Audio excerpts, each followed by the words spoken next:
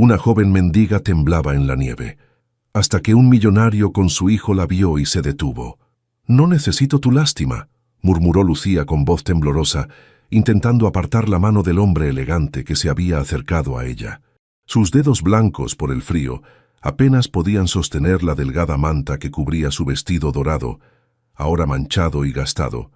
La nieve caía sobre Buenos Aires como pocas veces en la historia, convirtiendo las aceras de Recoleta en campos blancos donde ella había buscado refugio.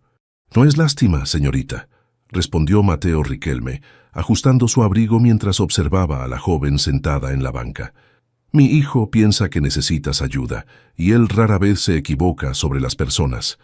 El pequeño Tomás, de apenas 7 años, con su chamarra naranja y gorro de lana, se acercó un paso más a la mujer temblorosa. «Tienes frío igual que mi osito cuando lo olvidé en el balcón», dijo el niño con inocencia. «Papá lo rescató y ahora está calientito. También puede rescatarte». Lucía intentó sonreír al niño, pero otro escalofrío sacudió su cuerpo. Habían pasado 6 meses desde el incendio que se llevó a sus padres y su hogar. 6 meses desde que los ahorros de su familia se habían agotado pagando un tratamiento médico que no salvó a su madre.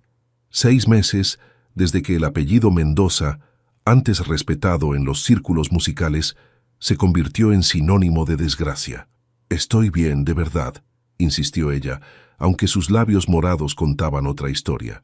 «Solo descanso un momento». Mateo miró a la joven con más atención. A pesar de la suciedad en su rostro y el pelo enmarañado, había algo en ella que no encajaba con la imagen típica de alguien que vive en la calle. Sus manos.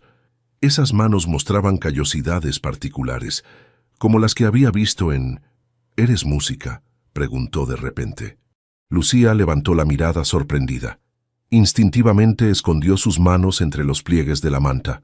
«Lo fui. Hace tiempo. En nuestro hotel hay un piano grande», intervino Tomás.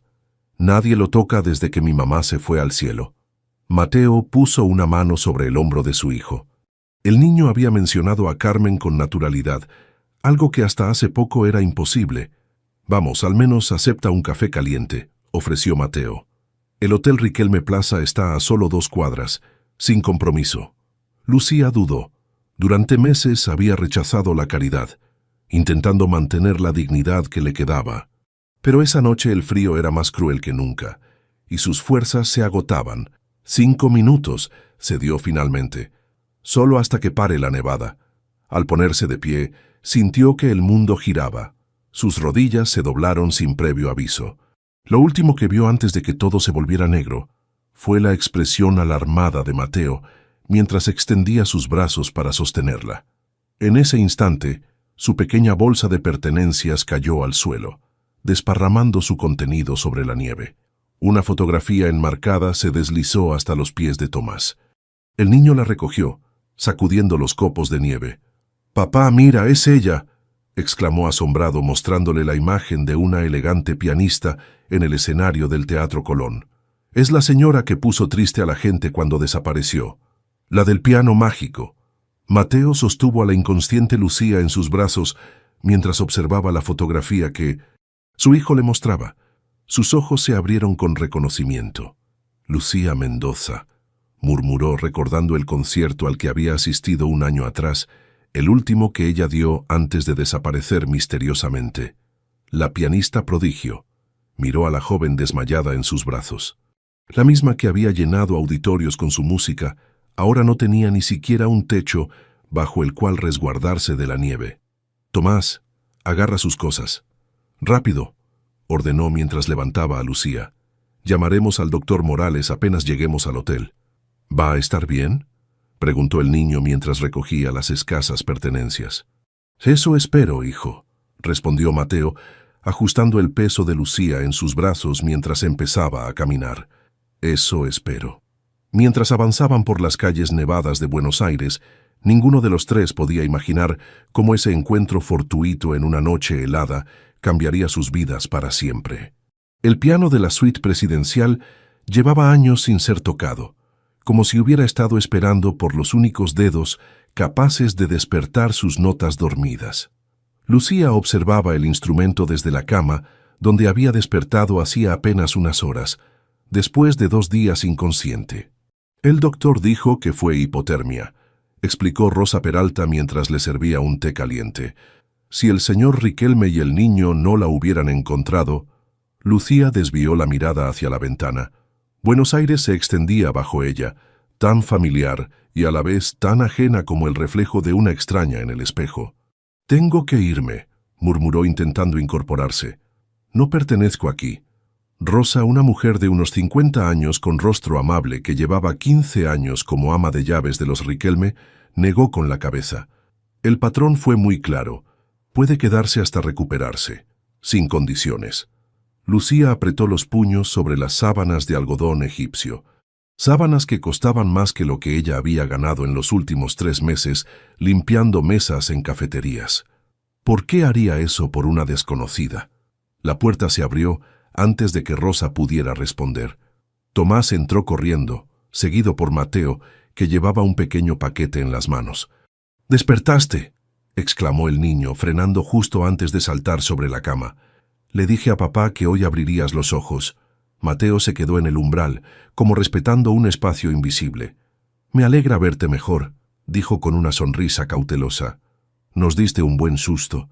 Lucía sintió que las mejillas le ardían. Nunca había dependido de nadie, ni siquiera cuando su carrera brillaba bajo los reflectores de los mejores teatros. «Gracias por su ayuda, señor Riquelme. En cuanto pueda ponerme de pie, me iré». «Mateo», la corrigió él, «y no hay prisa». Tomás se acercó al piano y presionó una tecla con timidez, produciendo una nota que flotó en el aire como una pregunta. «¿Puedes tocarlo? ¿Como en la foto?», preguntó el niño. «Papá dice que eras famosa». Lucía miró sus manos, ahora limpias pero todavía debilitadas. Manos que habían interpretado a Chopin, Beethoven y Mozart ante audiencias que pagaban pequeñas fortunas por escucharla. Eso fue en otra vida, pequeño. Mateo se acercó y dejó el paquete sobre la mesita de noche. «Tu fotografía del Teatro Colón», explicó. «El marco se rompió cuando te desmayaste, pero conseguimos uno nuevo». Lucía tomó la foto con manos temblorosas. La mujer del retrato, con un elegante vestido negro y una sonrisa confiada, parecía una extraña. «El incendio», murmuró ella de repente, sorprendiéndose a sí misma por hablar. «Fue hace 6 meses. Mi madre ya estaba enferma cuando perdimos todo. El seguro resultó ser un fraude».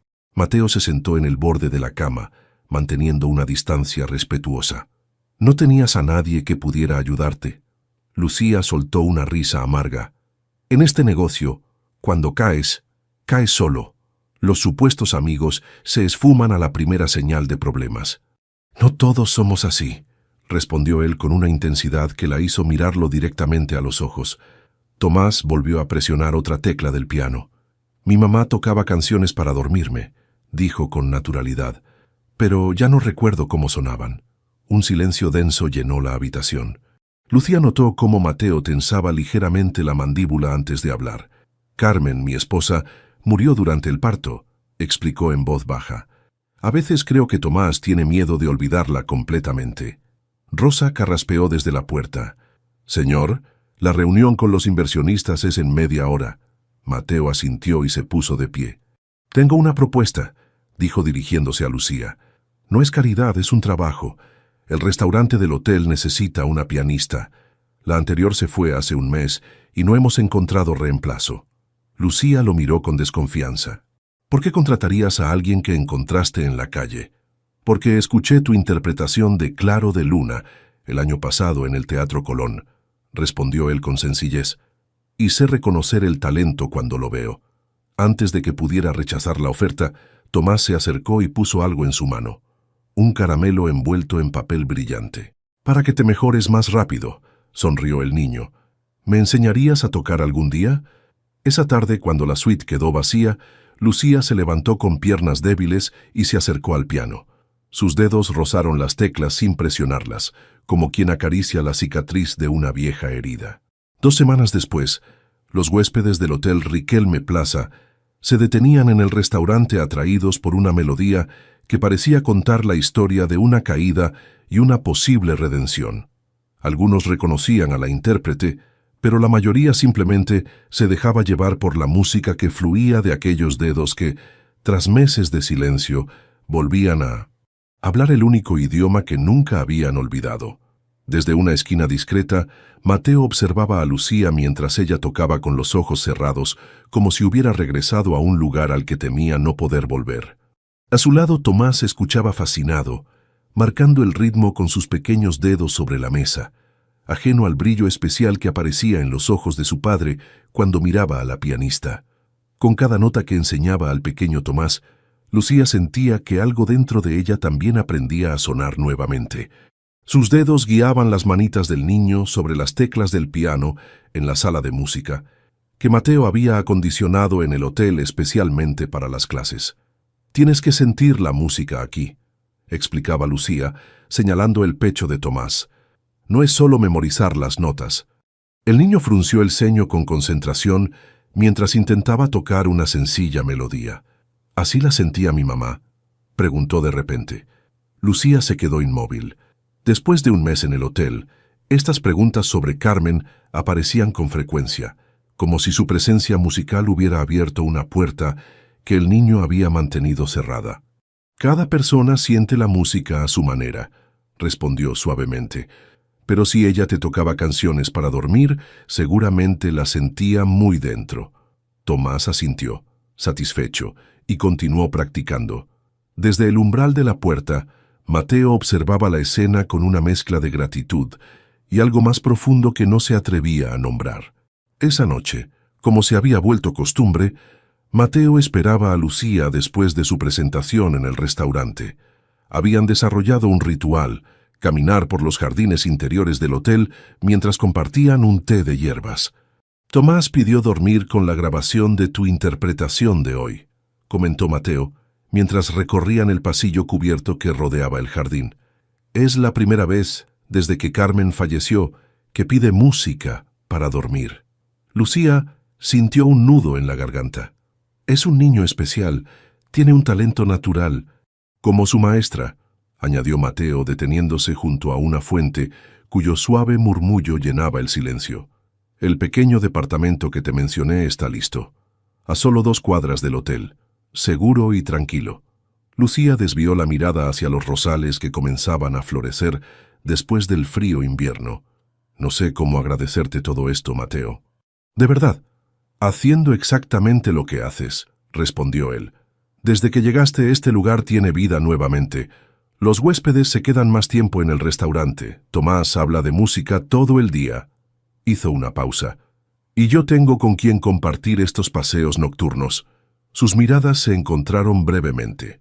Ambos sabían que había límites que no debían cruzar. Él, el dueño del prestigioso hotel. Ella, la empleada con un pasado complicado. Pero algo crecía entre ellos, silencioso y constante, como una melodía en desarrollo. «Háblame de tu música», pidió Mateo mientras retomaban el paso. «¿Cómo empezaste?» Lucía sonrió ante el recuerdo. «Mi padre era afinador de pianos. Me llevaba con él a las casas donde trabajaba. Un día, en casa de una familia rica, me dejaron tocar mientras él afinaba el instrumento. Tenía 5 años. Sus ojos brillaron. Resulta que esa familia conocía al director del conservatorio. Me dieron una beca completa una semana después». «El destino», murmuró Mateo. «Hola, buena suerte», replicó ella, «que a veces se acaba». Mateo se detuvo y la miró con intensidad. «La suerte no tiene nada que ver con tu talento, Lucía. Eso es tuyo. Nadie puede quitártelo». 3 días después, Lucía se instaló en el pequeño pero elegante departamento que Mateo había preparado para ella. Tenía un piano vertical en la sala, un detalle que casi la hizo llorar cuando lo vio. «Es un préstamo», insistió él cuando ella comenzó a protestar, «para que puedas practicar en tus días libres».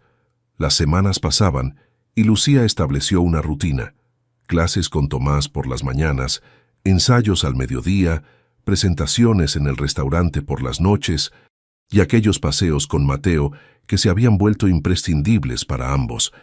Una tarde de abril, mientras Lucía esperaba a Tomás para su clase, Rosa entró apresuradamente a la sala de música. «El niño tiene fiebre, no podrá venir hoy», informó la mujer. ¿Está bien?, preguntó Lucía con preocupación. Un resfriado, nada grave, respondió Rosa y luego, bajando la voz, añadió, pero está muy disgustado por perderse su clase. Pregunta si podrías ir a su habitación y tocarle algo allí. Lucía nunca había entrado al área privada de la familia Riquelme en el último piso del hotel. Se sentía como cruzar una frontera invisible. La habitación de Tomás era un espacio luminoso lleno de libros y juguetes. El niño estaba recostado en su cama, con las mejillas sonrojadas por la fiebre. Su rostro se iluminó al verla. «¿Viniste?», exclamó con entusiasmo, intentando incorporarse.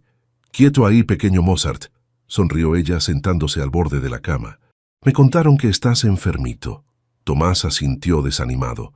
«Pero ya practiqué la canción en mi cabeza», aseguró él. «Papá dice que también se puede practicar así». «Tu papá es un hombre sabio», respondió Lucía. «¿Me tocas la canción triste?», pidió Tomás. «La que tocaste el primer día que despertaste aquí cuando creías que nadie te escuchaba». Lucía se sorprendió. No sabía que alguien la había oído aquel día cuando, creyéndose sola, había dejado salir su dolor a través del piano. «Es una pieza difícil de explicar», dijo suavemente. «Sonaba como cuando extrañas mucho a alguien», respondió Tomás con una sabiduría impropia de sus 7 años. «Como yo extraño a mamá, pero diferente». En ese momento, Mateo apareció en la puerta. Sus ojos se encontraron con los de Lucía, y ella supo que él también la había escuchado aquel día. «Creo que necesitamos un piano aquí», comentó Mateo con una sonrisa. «O quizá podríamos llevar a este pequeño enfermo a la sala de música cuando se sienta mejor». «Sí», exclamó Tomás entusiasmado. «Y luego podemos mostrarle a Lucía la foto de mamá en el piano grande». Un silencio cómodo se instaló entre ellos, el tipo de silencio que solo existe entre personas que comienzan a formar algo parecido a una familia. Ninguno podía imaginar que ese frágil equilibrio estaba a punto de romperse. Días después, mientras Lucía revisaba el programa para la gala benéfica del hotel, Rosa entró al salón con expresión preocupada. «Acabo de ver la lista de invitados para mañana», dijo en voz baja. «Federico Suárez estará presente». El nombre cayó como un bloque de hielo sobre Lucía. Federico Suárez, el influyente crítico musical que había destruido su reputación con falsas acusaciones de plagio después de que ella rechazara sus insinuaciones. El hombre que, con unas cuantas palabras escritas en su prestigiosa columna, había iniciado su caída al abismo. «No puedo tocar mañana», murmuró Lucía, sintiendo que le faltaba el aire. «No puedo enfrentarlo». «¿Quién es Federico Suárez?», preguntó una voz desde la puerta. Mateo había entrado silenciosamente y ahora las observaba con curiosidad, ajeno a la tormenta que ese nombre desataba en el corazón de Lucía. El miedo tiene su propia melodía, una que Lucía reconocía demasiado bien cuando vio a Federico entrar al salón. Llevaba el mismo gesto altivo que recordaba, el mismo aire de superioridad mientras saludaba a los inversionistas que lo rodeaban. A su lado, Mateo recibía a los asistentes de la gala benéfica con la elegancia de un anfitrión experimentado, ignorando por completo la tormenta que se desataba en el interior de la pianista. Lucía estaba sentada al piano, interpretando piezas suaves como telón de fondo para las conversaciones. Sus dedos se movían por instinto, mientras sus ojos seguían cada movimiento del crítico. La noche anterior no había tenido valor para contarle a Mateo la verdad completa. Un crítico que no apreció mi estilo. Había mentido a medias, restando importancia al asunto. Nada de qué preocuparse. Mateo había aceptado su explicación, aunque algo en su mirada sugería que intuía que había más historia detrás. Ahora, mientras tocaba un nocturno de Chopin, vio cómo Federico la reconocía. El hombre detuvo su copa de champán a medio camino de sus labios, y una sonrisa lenta y cruel se dibujó en su rostro. Sin perder tiempo, se excusó con su grupo y comenzó a caminar directamente hacia ella. Lucía cambió abruptamente de pieza, pasando a una melodía más vigorosa, como si el aumento en el volumen pudiera mantenerlo alejado. Pero era inútil. Federico se detuvo junto al piano, esperando pacientemente a que terminara la pieza. «Qué sorpresa encontrarte aquí, Lucía», dijo cuando ella no tuvo más remedio que hacer una pausa. de los escenarios internacionales a amenizar fiestas de la alta sociedad. ¡Qué adaptable eres!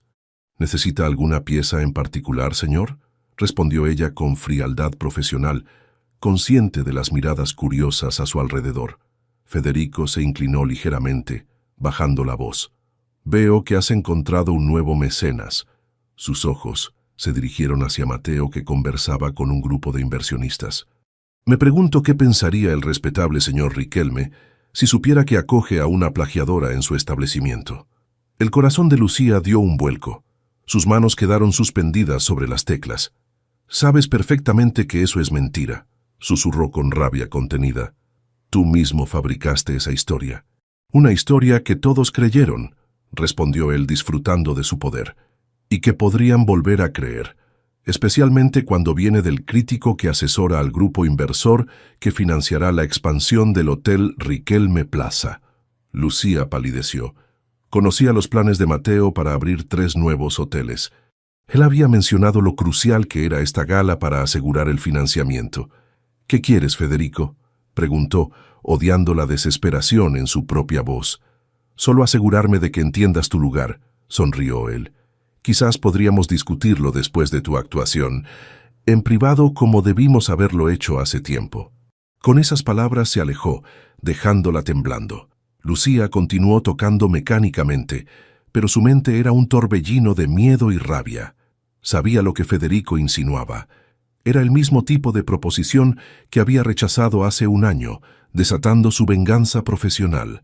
Durante su descanso, Lucía se refugió en un balcón solitario. Necesitaba aire, necesitaba pensar. La puerta se abrió a sus espaldas. «¿Estás bien?», preguntó Mateo acercándose. «Te vi hablando con Suárez. Parecías alterada». Lucía evitó su mirada. «Solo cansada», mintió. «Ha sido una noche larga». Mateo se apoyó en la barandilla junto a ella, ambos contemplando las luces de Buenos Aires. «¿Sabes? He querido preguntarte algo desde hace semanas», dijo él tras un momento de silencio. «¿Qué pasó realmente? ¿Por qué dejaste de tocar? Alguien con tu talento...» «Las cosas cambian», lo interrumpió. «La gente cae y se levanta», añadió él rozando suavemente su mano, «como tú lo estás haciendo». Ese simple contacto casi quebró las barreras que Lucía había construido. Quiso contarle todo: las acusaciones falsas, el acoso, cómo un solo hombre había destruido su carrera porque ella se negó a ceder a su chantaje. Quiso explicarle que ese mismo hombre ahora amenazaba con arruinar también el futuro de Mateo. Pero las palabras se atoraron en su garganta. «Debo volver», dijo retirando su mano. «Me esperan para la segunda parte». Al regresar al salón, Lucía vio a Federico conversando animadamente con los principales inversionistas. Cuando sus miradas se cruzaron, él levantó su copa en un brindis burlón. Tomó su lugar frente al piano nuevamente. Las notas fluían de sus dedos mientras su mente tomaba una decisión dolorosa pero necesaria. No podía permitir que Federico usara su presencia para dañar a Mateo. No después de todo lo que él y Tomás habían hecho por ella. Esa noche, después de que todos los invitados se marcharan, Lucía esperó hasta asegurarse que el hotel dormía. Con manos temblorosas, escribió una breve carta de renuncia, sencilla, profesional, sin explicaciones innecesarias. La dejó sobre la recepción junto con la llave del departamento. Luego subió silenciosamente hasta el piso familiar. La puerta de la habitación de Tomás estaba entreabierta. El niño dormía abrazado a la partitura que habían estado practicando esa mañana. Lucía contuvo un sollozo mientras dejaba junto a él la pequeña pulsera de cuentas musicales que había comprado para su próximo cumpleaños. «Perdóname, pequeño», susurró. Con el corazón destrozado, Lucía Mendoza abandonó el Hotel Riquelme Plaza en medio de la noche, llevando consigo solo una mochila con sus escasas pertenencias.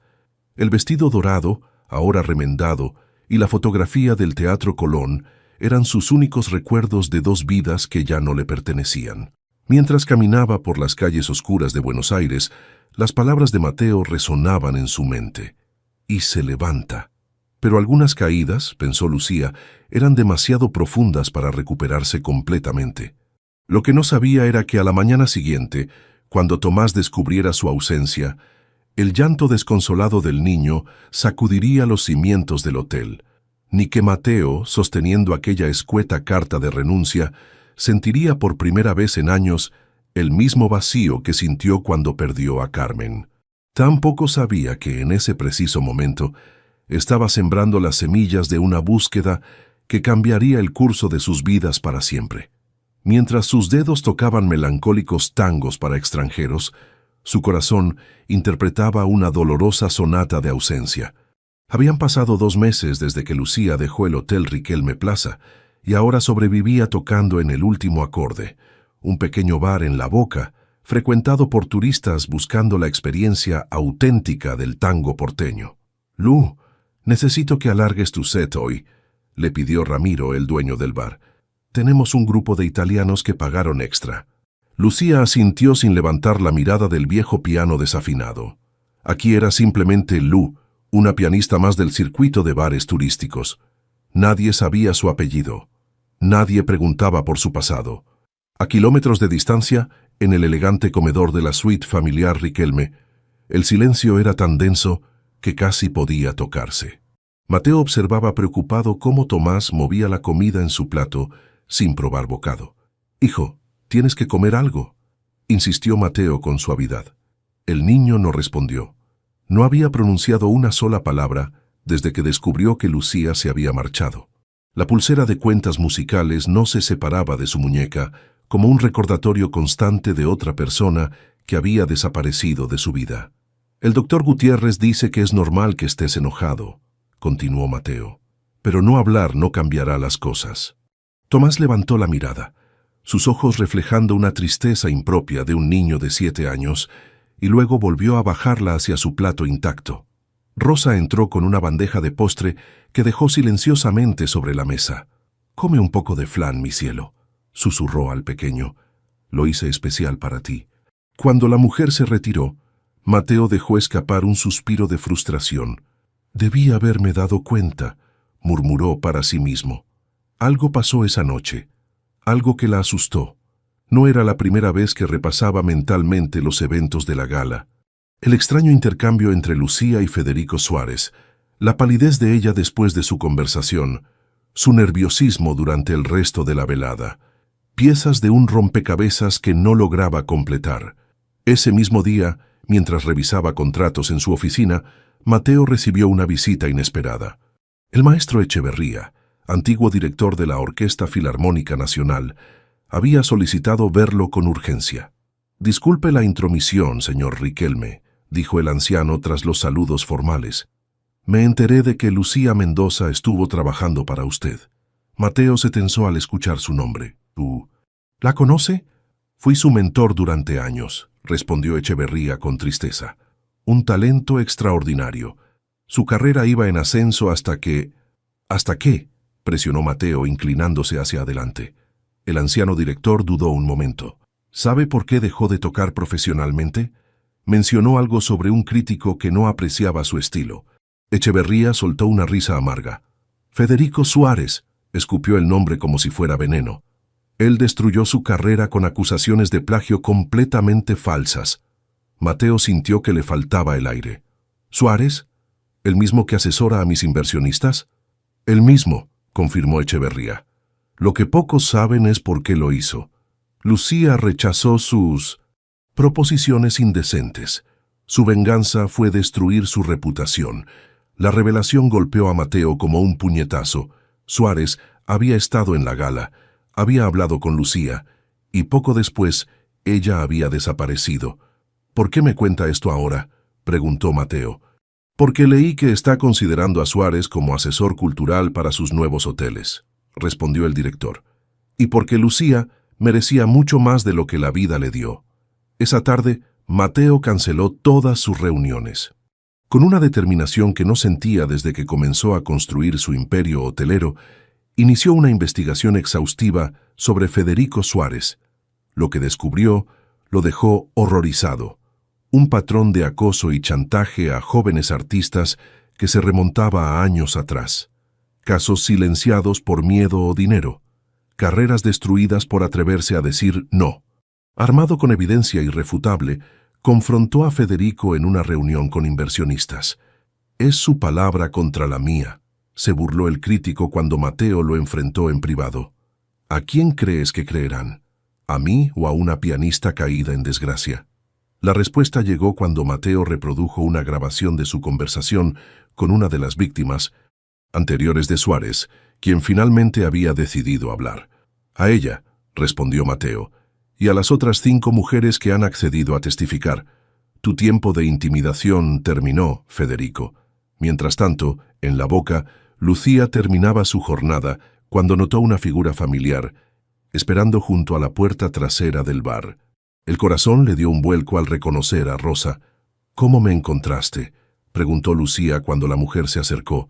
«Buenos Aires es grande, pero el mundo de la música es pequeño», respondió Rosa con una sonrisa cansada. «Especialmente para quien busca con determinación». Se sentaron en un café cercano, y por primera vez en meses, Lucía tuvo noticias de Tomás y Mateo. «El niño dejó de hablar», explicó Rosa con tristeza. «No ha dicho una sola palabra desde que te fuiste. Y el señor...». Nunca lo había visto así. Ni siquiera cuando perdió a la señora Carmen, Lucía sintió que el peso de la culpa la aplastaba. «No podía quedarme, Rosa.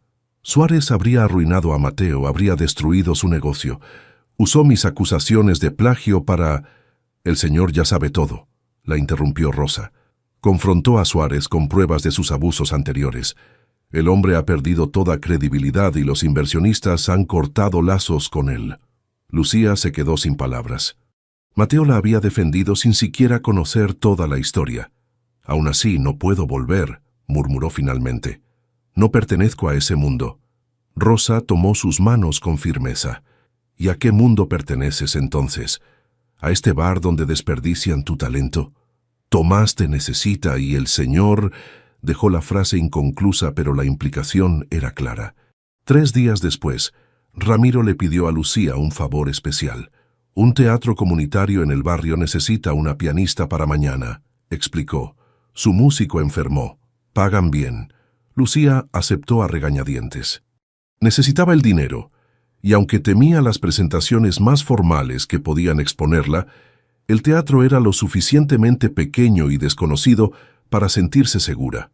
Lo que no sabía era que, al día siguiente, cuando pisara ese escenario, se encontraría frente a una audiencia muy diferente a la que esperaba.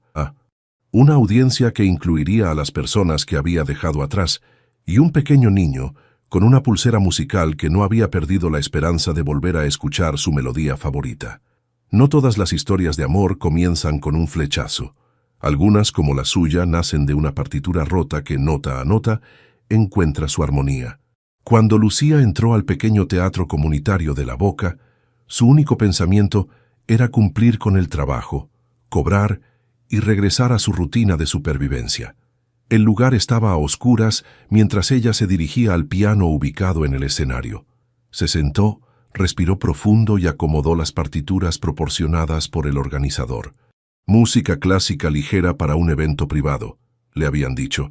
«Nada complicado para alguien de su nivel». «¿Todo listo?», preguntó un técnico desde las sombras. «Sí», respondió Lucía. «¿Cuándo llega el público?». «Ya están aquí», contestó él, y de pronto las luces se encendieron. El corazón de Lucía se detuvo por un instante.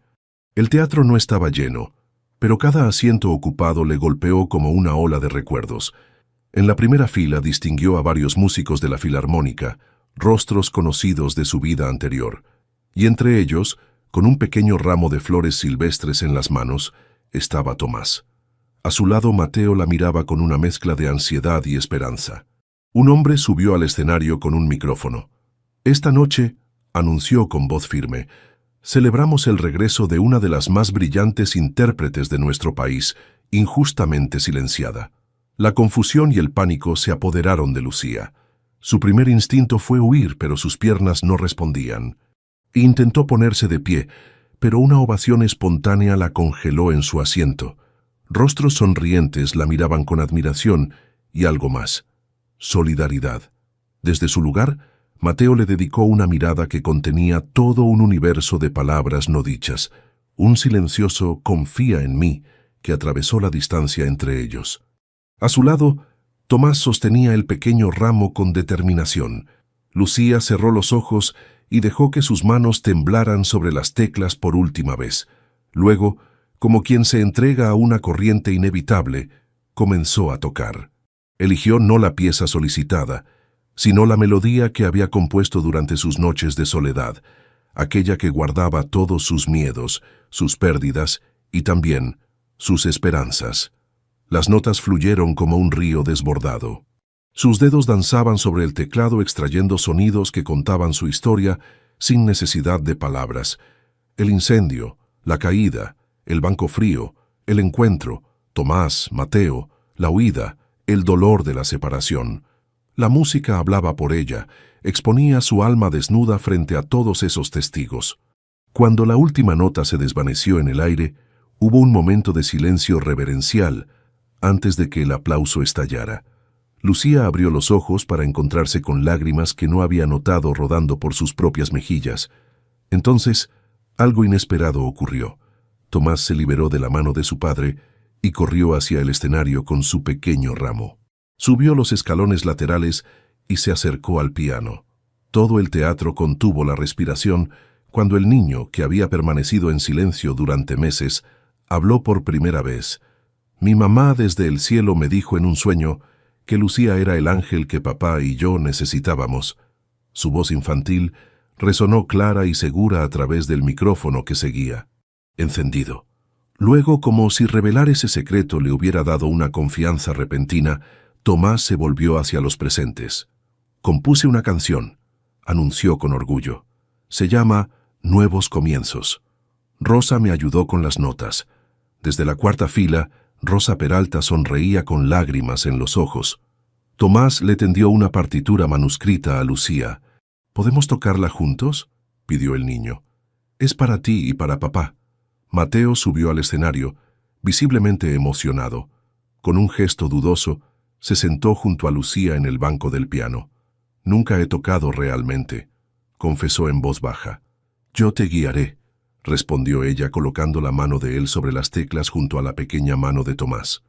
La composición era sencilla pero hermosa, una melodía infantil que contenía fragmentos reconocibles del estilo de Lucía y sorprendentemente giros musicales que Mateo reconoció como propios de Carmen. La interpretaron juntos, 3 pares de manos conectadas a través de la música, creando algo nuevo y profundamente emotivo. Cuando terminaron, el teatro estalló en aplausos. El maestro Echeverría se puso de pie, iniciando una ovación que pronto todos siguieron.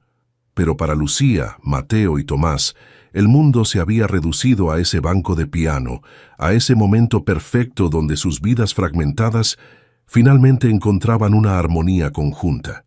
Durante años creí que mi corazón se había congelado como las calles aquella noche de nieve, murmuró Mateo, hablando solo para ella mientras el público continuaba aplaudiendo. Pero tú, con tu música y tu fortaleza, nos has enseñado a Tomás y a mí que siempre es posible volver a sentir calidez. Lucía miró a Tomás, que sonreía con la inocencia recuperada de un niño de 7 años, y luego a Mateo, cuya mirada contenía una pregunta silenciosa. Tenía tanto miedo de que él te lastimara, confesó ella. Federico amenazó con arruinar todo lo que habías construido. Pero no entendiste algo fundamental, respondió Mateo. Lo que construyo no vale nada si no tengo con quién compartirlo. Los días siguientes fueron un torbellino para Lucía. La prensa musical, enterada del regreso de la pianista injustamente acusada, publicó extensos reportajes sobre el escándalo de Federico Suárez y su patrón de acoso. Otros artistas comenzaron a hablar, y pronto el crítico enfrentaba no solo el repudio público, sino investigaciones por extorsión. Un mes después de aquella noche en el teatro comunitario, Lucía se encontraba sentada en un banco de plaza. No cualquier banco, sino aquel donde Mateo y Tomás la habían encontrado aquella noche nevada. Pero ahora el banco estaba restaurado y ubicado en el jardín de la casa que compartían en las afueras de Buenos Aires. Mateo se acercó y se sentó a su lado, contemplando el atardecer. ¿En qué piensas?, preguntó. En cómo cambia la vida, respondió ella. Hace unos meses temblaba de frío en este mismo banco y ahora tiemblas por otras razones cuando estás conmigo. bromeó él tomando su mano. Lucía sonrió, pero notó que Mateo parecía nervioso. «Tengo algo para ti», dijo él finalmente, sacando una pequeña caja de su bolsillo.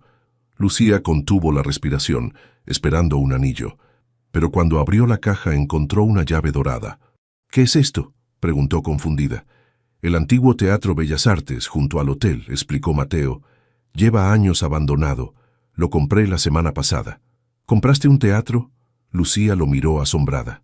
«Para convertirlo en una academia musical gratuita para niños sin recursos», continuó él, «para que ningún talento vuelva a temblar en la nieve». Los ojos de Lucía se llenaron de lágrimas mientras comprendía el significado de aquel gesto.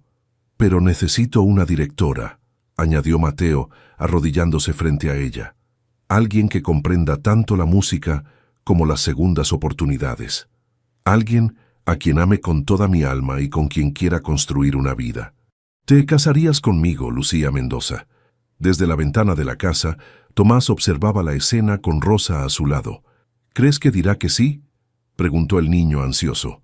«Mira su cara», respondió Rosa con una sonrisa. «Esa es la cara de alguien que por fin ha encontrado su hogar». Cuando Lucía asintió entre lágrimas, abrazando a Mateo como si nunca quisiera dejarlo ir, Tomás salió corriendo de la casa agitando los brazos con alegría. Se unió al abrazo, formando un círculo perfecto, como una partitura que finalmente encuentra su armonía correcta. 6 meses después, en una ceremonia íntima en el jardín de su nueva casa, Lucía caminó hacia Mateo, al compás de Nuevos Comienzos, interpretada por Tomás en un piano blanco decorado con flores silvestres, el mismo tipo de flores que había recogido para ella aquella noche en el Teatro de la Boca. La joven mendiga que una vez tembló en la nieve encontró mucho más que refugio aquella noche de invierno. Encontró una familia, su propósito renovado y un amor que, como la mejor de las sinfonías, se construyó nota a nota, superando los silencios y disonancias para crear una melodía perfecta. 5 años después, el teatro que una vez estuvo abandonado resonaba con las risas y músicas de cientos de niños que, como ella alguna vez, necesitaban que alguien se detuviera a escuchar su melodía. La Academia Musical Mendoza Riquelme se había convertido en un espacio legendario en Buenos Aires, un santuario donde el talento florecía sin importar la condición social o económica. Lucía ajustó la bufanda alrededor de su cuello mientras observaba la nieve caer levemente sobre la ciudad, un fenómeno que seguía siendo raro en Buenos Aires, pero que siempre le traía recuerdos contradictorios. Miseria y salvación, entrelazadas como notas disonantes que eventualmente encontraban su resolución. «Directora Mendoza, ¿podemos empezar ya?», preguntó una vocecita impaciente. Lucía sonrió a Daniela, una niña de 8 años con un talento extraordinario para el violín, descubierta tocando con un instrumento improvisado en una estación de subte. Ahora era una de las alumnas más destacadas de la academia. «Claro, pero esperemos a...». No necesitó terminar la frase. Las puertas del auditorio principal se abrieron para dar paso a Tomás, ahora un jovencito de 12 años, cuya madurez musical asombraba a todos sus profesores. A su lado caminaba Mateo, llevando de la mano a la pequeña Carmen, la hija de 3 años de la pareja, nombrada en honor a la primera esposa de Mateo. Un gesto que había sido idea de Lucía, como forma de honrar la memoria de quien había sido parte fundamental en la formación del hombre que amaba. «Perdón por la tardanza», se disculpó Tomás. Estaba terminando de ajustar la composición para el concierto de aniversario.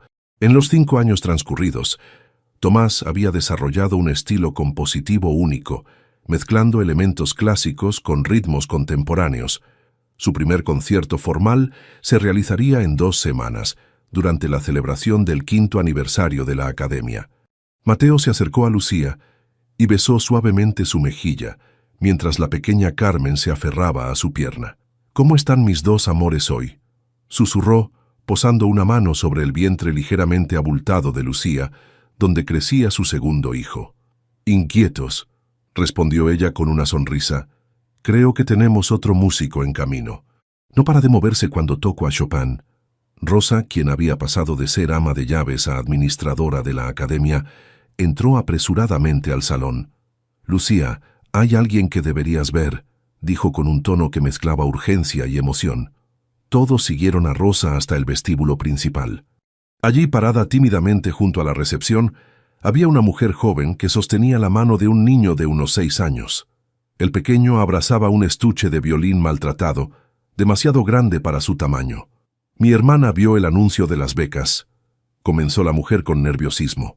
«Dicen que aquí no preguntan de dónde vienes, solo a dónde quieres ir».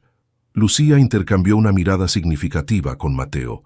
Ese era exactamente el lema que habían elegido para la academia.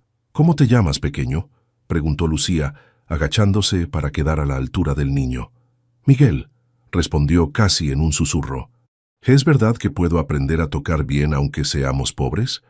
La pregunta, en su brutal honestidad infantil, retumbó en el corazón de Lucía. Vio en Miguel el reflejo de lo que ella había sido. Talento atrapado en circunstancias adversas.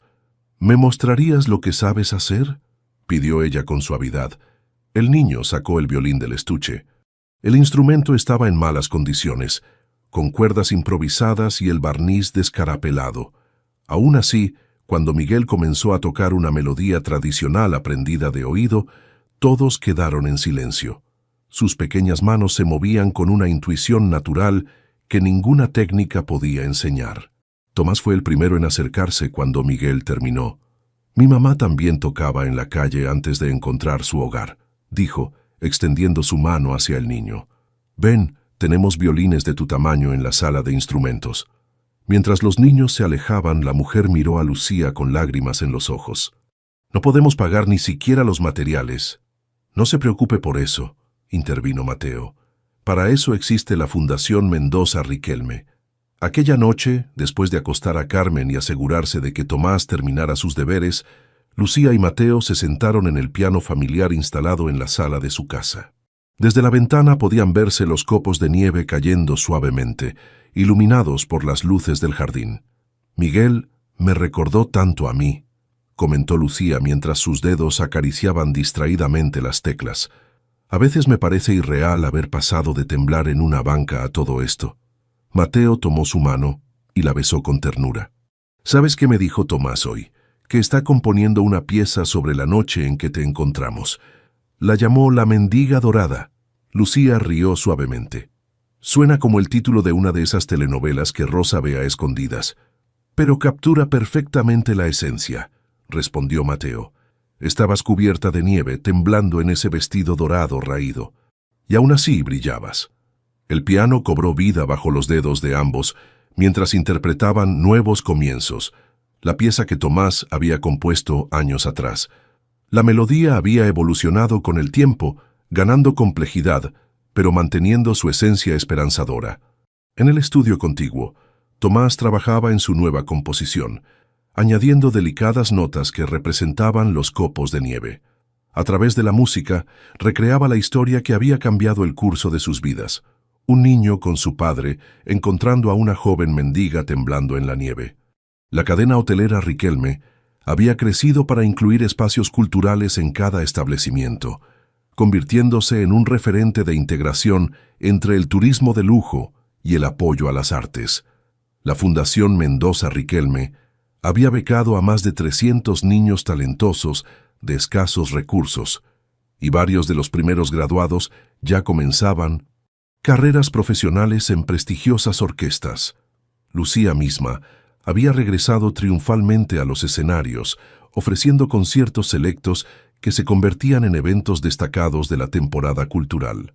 Su historia de redención había inspirado a muchos, y las acusaciones falsas habían quedado sepultadas bajo el peso de su innegable talento y la verdad finalmente revelada. Cuando terminaron de tocar, Mateo rodeó con sus brazos a Lucía, apoyando suavemente su mentón en el hombro de ella. «¿Alguna vez te arrepientes?», preguntó en voz baja. «De haberte detenido aquella noche, de haber mirado hacia esa banca». Lucía giró para mirarlo a los ojos. «Cada día agradezco que lo hicieras», respondió. «Pero más que eso, agradezco que me vieras realmente, no como una mendiga, no como la pianista caída, sino como alguien que merecía una segunda oportunidad. Y tú nos diste lo mismo a nosotros», añadió él. Antes de ti esta casa estaba llena de silencio.